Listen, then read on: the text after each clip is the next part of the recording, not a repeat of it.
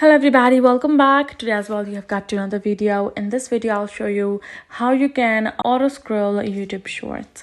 But before that, please do make sure to like our video, subscribe our channel, and yes, without any further delay, let's get started.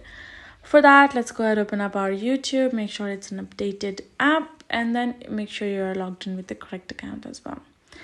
You go to the shorts. Then once you are here in the shorts section, you should be able to check it out, right? If you tap on this three dot, you should be able to find many options. You have description, saved playlist, clear screen, captions, quality, etc., but do not have a auto scroll like you have in TikTok.